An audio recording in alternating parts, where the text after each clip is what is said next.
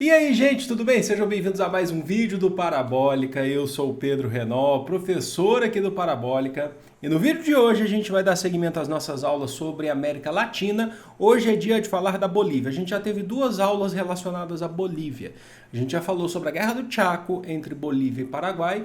E na semana passada nós falamos sobre a Revolução Boliviana, a Revolução Nacional Boliviana em 1952. Hoje é dia da gente falar da ditadura militar, que é uma das mais famosas do mundo. É uma das mais famosas da América, então é importante que vocês anotem. Tem coisas bem importantes aqui que eu vou passar para vocês, bastante detalhes, certo? Então já se inscreve no canal se ainda não for inscrito e curte esse vídeo, porque você vai ajudar o canal a crescer.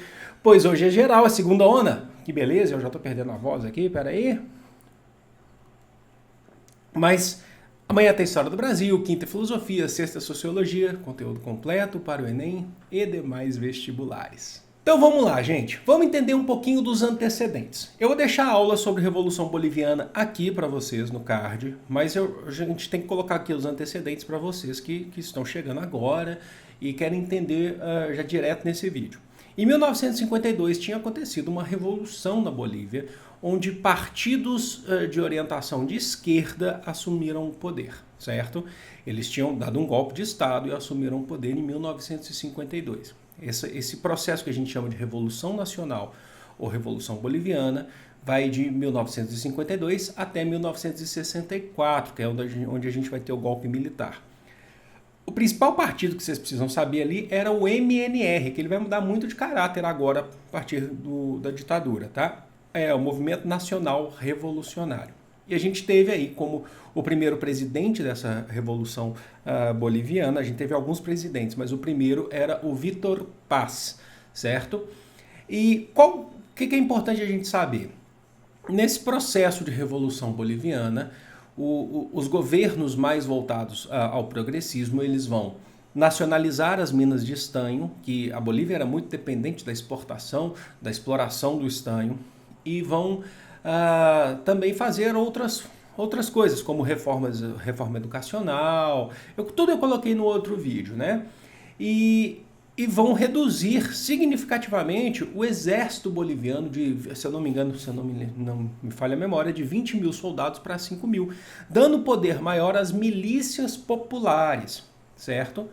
O exército não acabou, isso que é importante que você saiba.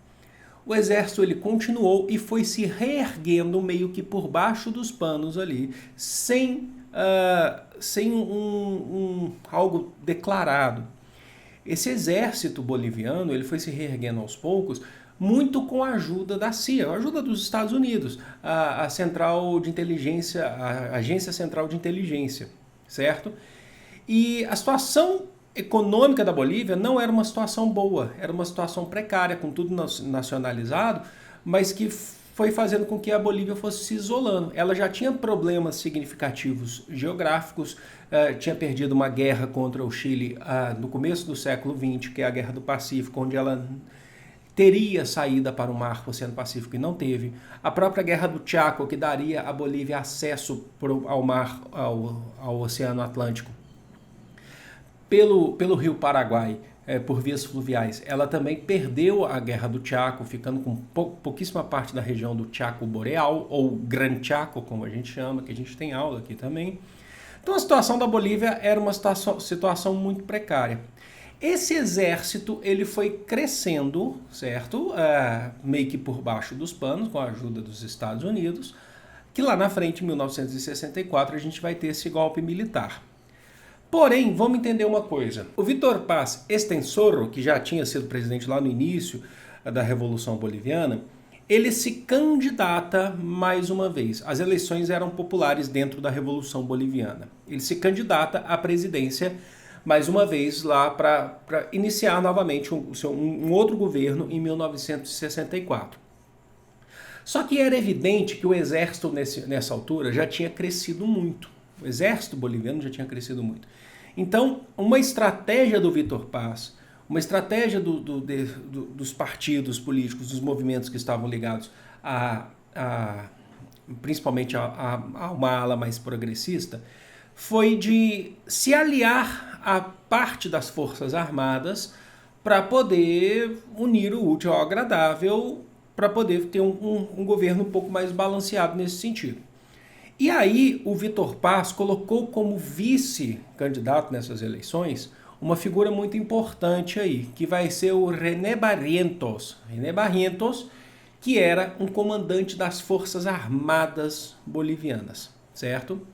Eles vencem as eleições. O Vitor Paz, ele estava então pronto para fazer o seu terceiro mandato, porque ele já tinha sido presidente antes 2 vezes, né? Ele estava pronto ali para realizar então o seu terceiro mandato com um vice agora que é das Forças Armadas, o comandante René Barrientos. O René Barrientos, na verdade, que ele era comandante da Força Aérea. Eu falei Forças Armadas, mas mais especificamente da Força Aérea Boliviana. Bom, mas como você sabe, eu falei para vocês, a situação econômica da Bolívia não era favorável e a situação política também era conturbada por conta dessas questões. Porque dentro do próprio MNR, Movimento Nacional Revolucionário, que tinha feito a revolução junto com outros partidos, o Partido Obreiro, o Partido da Esquerda Boliviana,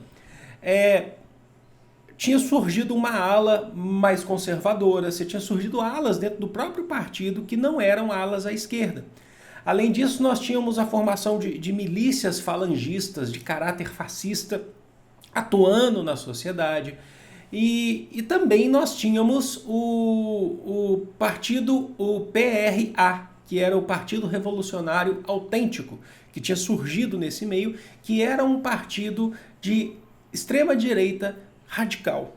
Ou seja, a situação ela estava cada vez mais desfavorável para a esquerda nesse sentido, porque a gente vai ter um acréscimo das forças da direita surgindo nesse meio tempo aí. Até mesmo dentro do próprio MNR, como eu falei para vocês, que alas à direita foram surgindo durante esse processo. E é aí que, por conta dessa força da direita, no dia 5 de dezembro de 1954, o vice-presidente René Barrientos, comandante da Força Aérea, em uma parceria, em um acordo de partilha de poder com o general do Exército, Alfredo Ovando, eles vão aplicar um golpe de Estado no Vitor Paz, colocando fim ao que a gente vai chamar então de Revolução Nacional Boliviana, certo? Então agora o Exército vai assumir, as Forças Armadas vão assumir o poder, principalmente através da figura do René Barrientos.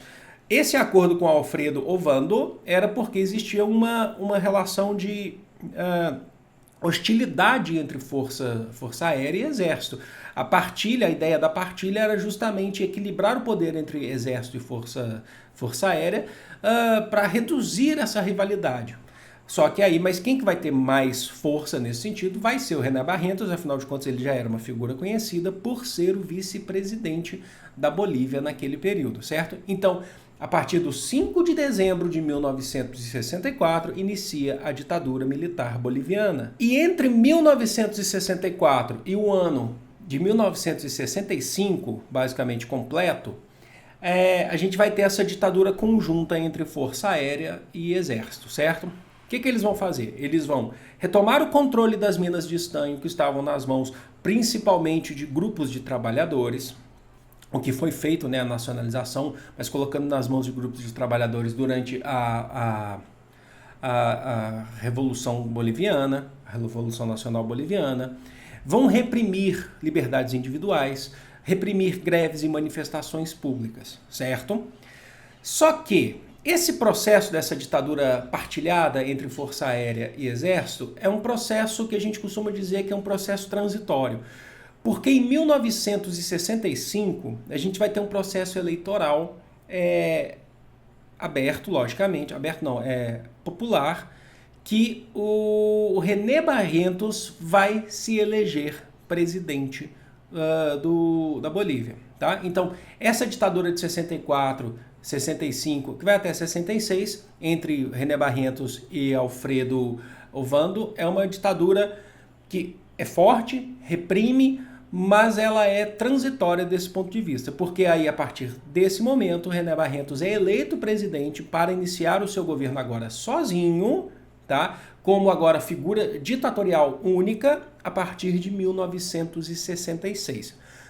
Ao todo, é importante que você saiba, a gente vai ter 3 grandes governantes nessa ditadura, e cada um tem uma característica bem específica. É uma diferença que a gente tem das ditaduras bolivianas para as outras ditaduras, que a gente vai ter caráter, que elas não têm um segmento muito parecido, que nem no Brasil você tem 5 presidentes, apesar da diferença entre linha dura e linha branda, a gente tem uma proposta entre essas ditaduras. Aqui não, aqui a gente vai ter algo bem diferente entre cada governante, né? Principalmente entre os 2 primeiros que a gente vai falar e o último, que é o mais, mais assim, diferente mesmo, né? Enfim. O que o René Barrentos vai fazer então? Ele vai governar de 1966, agora a ditadura de René Barrentos, até 1969. E a gente começa logo de cara falando da coisa que foi talvez tenha sido o ato mais lembrado do René Barrentos, que é a sua ligação com a CIA, a Agência Central de Inteligência norte-americana.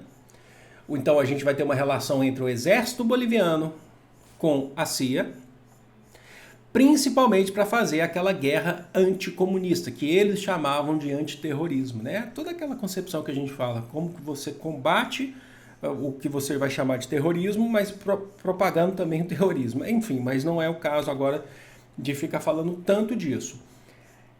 Essa aliança foi responsável por capturar, prender e matar, fuzilar Ernesto Guevara, o Che Guevara. O Che Guevara estava na Bolívia e foi capturado em 1967.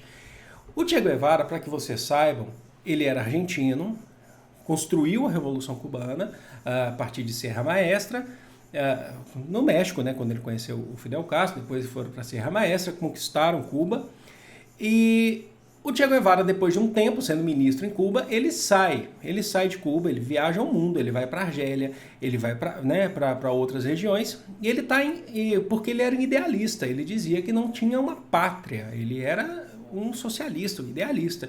Ele estava na Bolívia organizando também uma guerrilha, ele estava organizando o que ele chamava de Exército de Libertação Nacional Boliviana, né?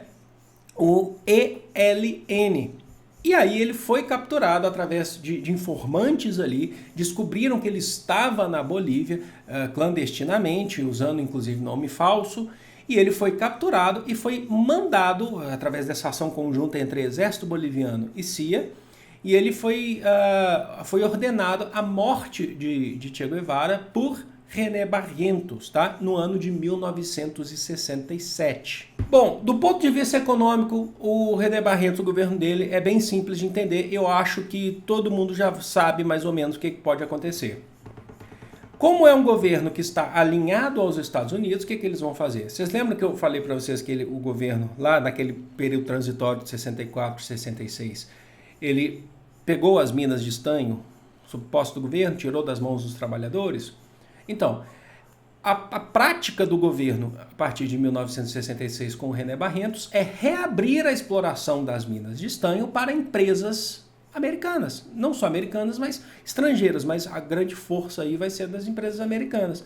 Isso, logicamente, que é só um início de um processo econômico dessa ditadura. Mas isso, logicamente, vai gerar muita manifestação de trabalhadores organizados. Então a gente vai ter processos de greve, processos de manifestações públicas, que serão todas reprimidas pelo governo, e reprimidas violentamente. O René Barrentos era um ditador violento. O governo do René Barrentos, ele tem um fim trágico, porque em 1969, através de um acidente de helicóptero, ele morre.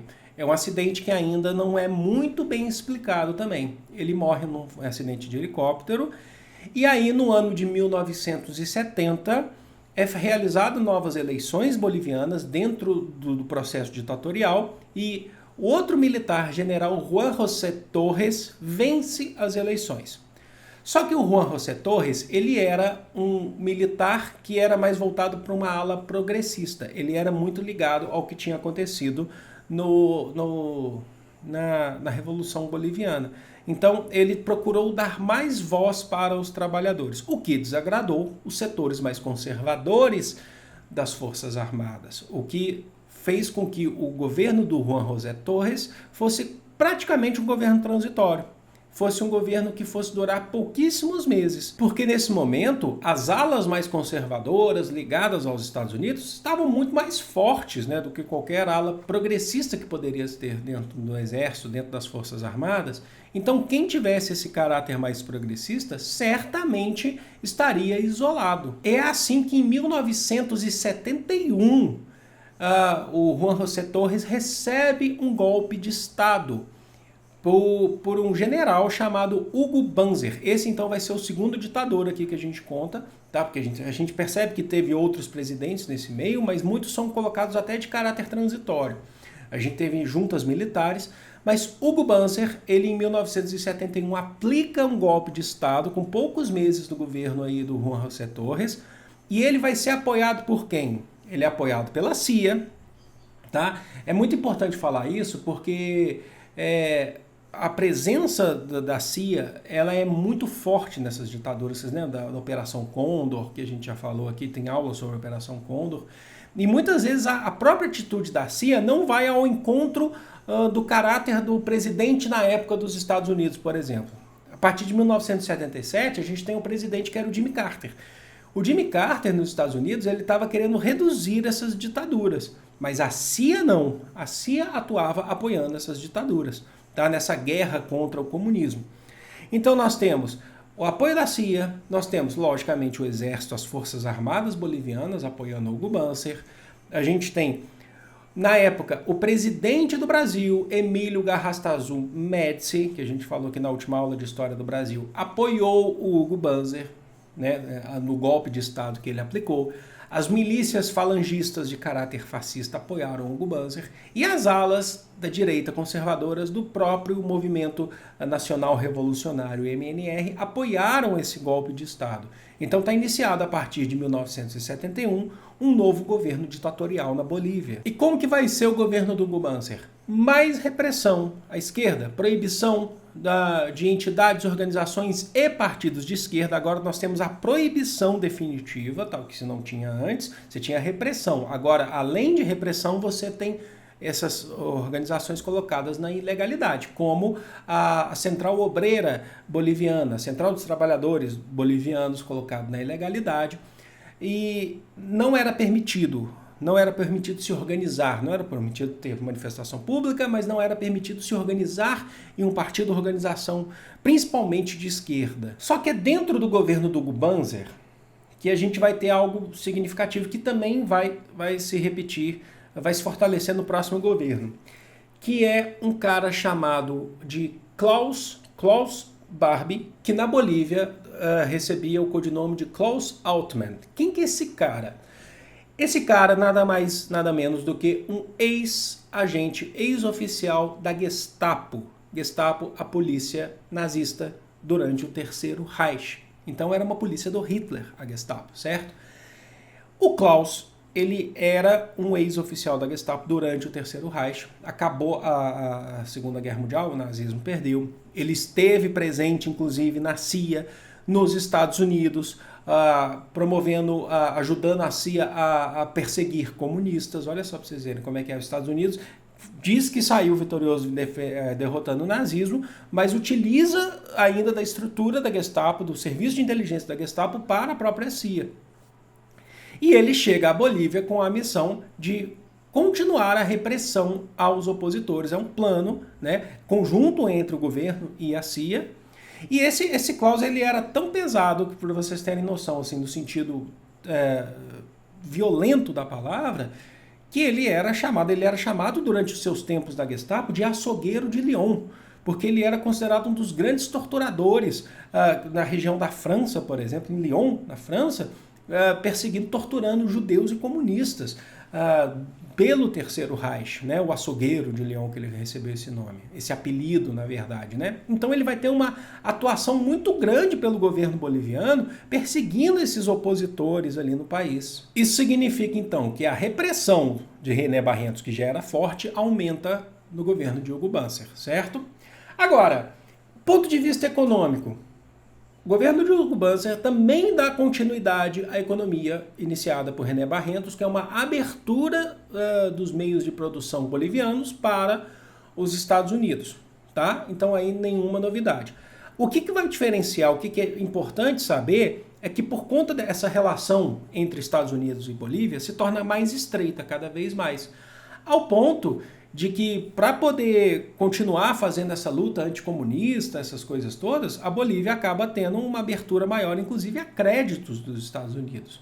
Então é nesse período que a Bolívia começa a receber vários empréstimos, principalmente vindos ali do Fundo Monetário Internacional, o FMI, para realizar obras na Bolívia de grande porte. É o que a gente costuma chamar de milagre econômico boliviano. Não teve o milagre brasileiro do Médici? O Hugo Banzer está totalmente alinhado ao Médici, eles são muito parecidos nesse sentido, é importante saber.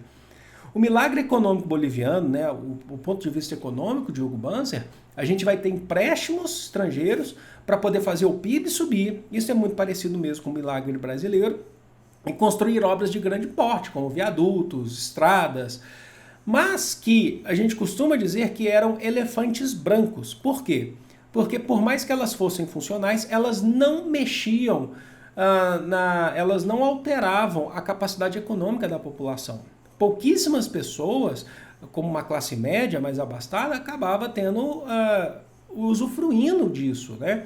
A concentração de renda continuava, é aquele mesmo esquema. O PIB, sim, crescia, porém crescia para quem? A pergunta que a gente tem que fazer é quem que sai beneficiado economicamente?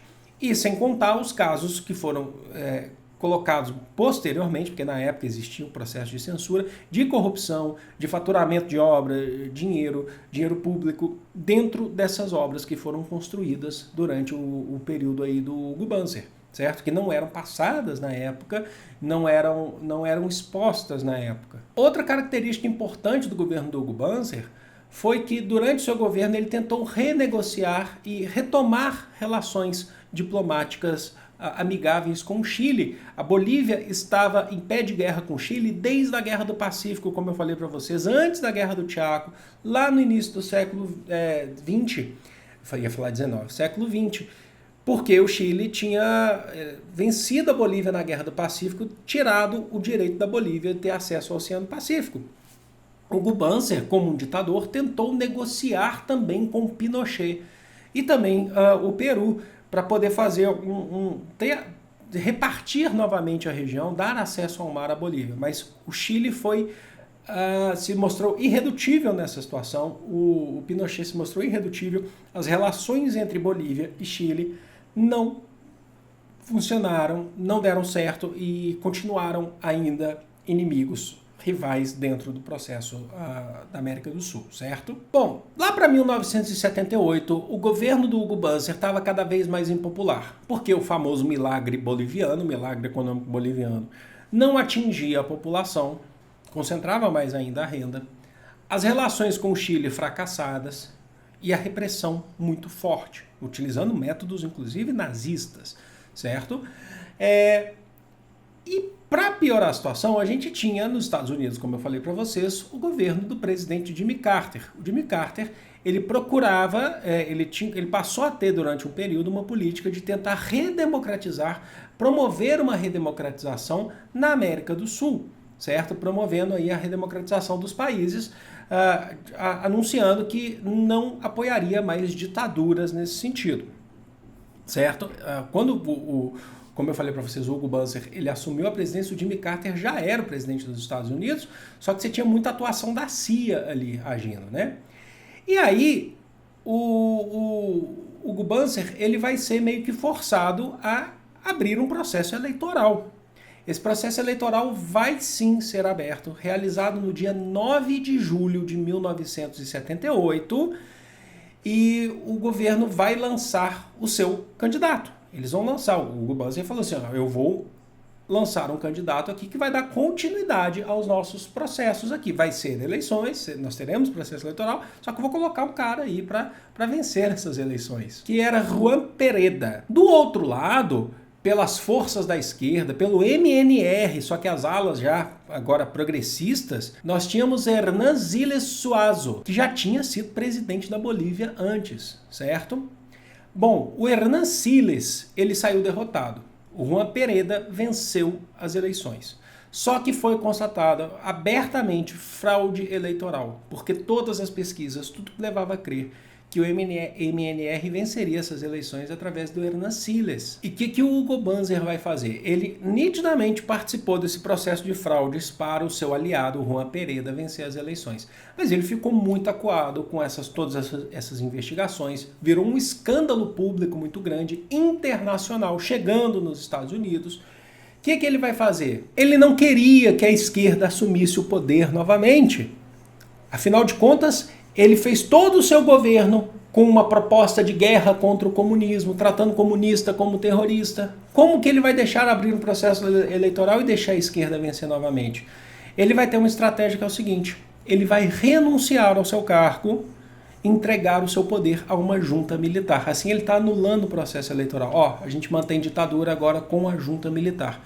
Uma junta militar que vai governar a Bolívia de 1978 até 1980. Nós tivemos, então, alguns presidentes militares durante esse período que vão ser responsáveis por tentar manter a ordem na Bolívia. Só que a situação não era fácil, porque existe um caos político na Bolívia. Olha só esse vai e vem que a gente está vivendo na Bolívia. Vocês estão percebendo esse vai e vem que a gente está vendo? A situação é muito fragilizada, né? Há uma fragilização política. E é aí que o general Luiz Garcia Mesa, no dia 17 de julho de 1980, ele aplica um golpe de Estado, tá? Mais um golpe de Estado dentro das próprias Forças Armadas, com o intuito de reestabelecer a ordem no país. O Mesa, ele era da direita, ele não era de nenhuma ala progressista, ele era da direita, era repressor. Ele aplica um golpe de Estado para tirar a junta militar, que sempre, quando você coloca junta militar, você está pensando, é transitória. Ele fala, não, voltamos agora à ditadura nominal, com o nome Luiz Garcia Mesa, que a gente costuma chamar de Luiz Mesa, certo? Assume o poder e se torna aí o terceiro grande ditador que a gente está falando aqui nesse processo. E último, o governo do Mesa, na minha opinião, é o mais peculiar. Por quê? Porque ele é um general, ditador, da direita, mas o governo dele é marcado pela sua ligação estreita, muito próxima com os cartéis de cocaína dos comerciantes, os traficantes de cocaína da Bolívia. Ele tinha uma relação muito próxima com esses cartéis. Ele, inclusive, recebia apoio desses cartéis. Ele tinha lucros em relação a esses cartéis. Então, a gente costuma dizer que o governo, a ditadura do Mesa é uma narcoditadura. Olha só, o termo, anotem isso, narcoditadura, certo? Mas não é só isso não. Ele continua e mantém as suas ligações bem estreitas com a CIA, a Agência Central de Inteligência norte-americana, e com a DEA. O que é a DEA, gente? É o órgão para o controle de combate às drogas dos Estados Unidos, que atuava junto com a CIA e atuava também, repartilhava a ideia de combater o tráfico de drogas junto com o FBI. Mas aí você pensa assim, poxa, mas ele está ligado ao órgão de combate às drogas dos Estados Unidos, mas ele tem ligação com o narcotráfico na Bolívia. Pois é, olha só, o próprio órgão de combate às drogas dos Estados Unidos apoiava, tinha uma relação com o Luiz Mesa, justamente porque identificavam que existia um inimigo comum, que eram os comunistas. Então, nesse sentido, o narcotraficante ele não vai ser prejudicado pela DEA se ele estiver aí apoiando o Luiz Mesa. E para piorar a situação, nós temos ainda mais atividade, vai subindo de cargo, vai subindo de posto de importância para o governo, aquele que era o agente, o ex-agente da Gestapo alemã, que era o Klaus Barbie. Vai ter uma importância muito grande para continuar investigando, perseguindo e torturando opositores dentro do governo de Luiz Mesa. Só que, gente, faz uma análise sobre todo esse processo que a gente está falando. Como que fica a economia boliviana, a situação da população boliviana nisso? A população está à margem da situação. A economia boliviana está estagnada, ela não cresce mais. Sabe por quê? Porque o que vai crescer na Bolívia durante o governo do Mesa é o narcotráfico. Os traficantes estão ganhando muito dinheiro, estão crescendo, eles não são mais investigados pelos Estados Unidos, porque agora o objetivo é perseguir comunistas e não traficantes. O próprio presidente apoia o narcotráfico, ele é ligado ao narcotráfico. Então, a situação econômica da Bolívia é cada vez mais precária. E é aí que em agosto de 1981, o Luiz Messa, ele foi demitido das Forças Armadas bolivianas. Vocês acreditam que o cara era presidente das Forças Armadas, ele foi demitido das Forças Armadas por conta das suas atitudes, por conta dos escândalos. E por ser demitido, ele não tinha mais o direito de ser presidente da Bolívia. Sabe o que ele fez? Ele se refugiou onde? No Brasil. Ele ficou vivendo clandestinamente no Brasil até 1995, quando ele foi deportado para a Bolívia para cumprir pena, para ser preso. Ele foi preso no Brasil e deportado para cumprir pena na Bolívia. O termo certo, na verdade, seria extraditado, né? Não deportado necessariamente. E aí o que a gente tem? Uma ditadura que não adianta, super enfraquecida, é preciso fazer um processo eleitoral como aquele que teve lá no 9 de julho de 68, lá no governo do Hugo Banzer, que teve fraude, vocês lembram? Vamos ter um novo processo eleitoral. Em 82, Hernán Silas Suazo foi eleito presidente para fazer agora o seu terceiro mandato, seu terceiro cargo.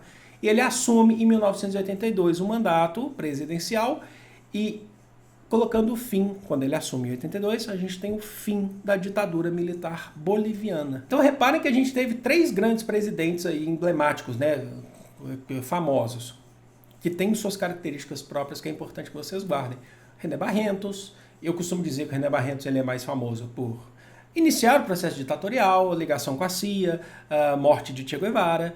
O Hugo Banzer, que tem essa proposta do milagre econômico, mais repressão, e o Messa, que é a narco, né? A narcoditadura, né? Que seria pelo narcotráfico, né? Que vai utilizar muito desse processo. Certo? Bom, espero que vocês tenham curtido, espero que vocês tenham gostado. O vídeo ficou muito grande mesmo, porque a ditadura da Bolívia ela é uma ditadura muito importante de se entender, é uma ditadura que, inclusive, não é tão fácil de se entender, mas eu espero ter passado da melhor forma didática para vocês. Eu vou ficando por aqui. Eu amo vocês de coração. Não deixe de curtir esse vídeo, comentar e se inscrever se ainda não for inscrito, passar para os seus amigos. Eu amo vocês de coração. Um grande beijo. Fui. Até amanhã, hein?